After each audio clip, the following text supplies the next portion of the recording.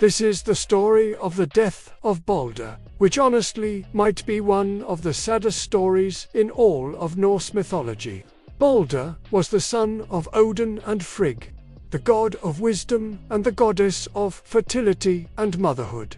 And he was also the brother of Thor.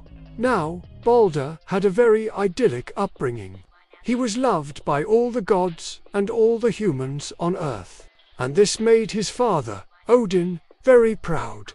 So much so that Odin went to the giantess who spun the threads of fate and asked her to ensure that Baldr would have a good life. A prosperous life, a powerful life. Basically, Odin wanted his son to become a legend.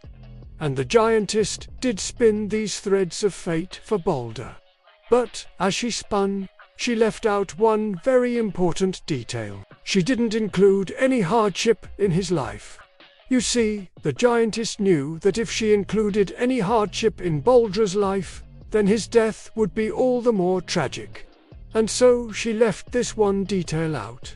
But, unfortunately, Loki found out about this, and so, while playing a trick on the gods, he started talking about how great it would be if Baldr were to die. The gods all gasped at this. They couldn't believe that someone would even joke about such a thing. But Loki wasn't joking. And when Frigg heard what Loki said, she started crying. She knew what Loki was hinting at. She knew what would happen if Baldr never experienced any hardship in his life. So she went to the giantess and asked her to fix it. The giantess, however, refused. She said that she could not go back and change anything. She could only spin forward from where she currently was. And so, Baldr's fate was set in stone. And that fate was that, on the day of his death, Baldr would get into a boat with all the gods and sail across the ocean to a faraway land. There they would sacrifice 8 of his horses and 8 of his servants, and then they would return home. And on that fateful day, the gods got into the boat and set sail for that faraway land. When they arrived, they sacrificed the horses and servants just as the giantess had foretold. But when they turned to leave, they realized that Frigg had not come with them.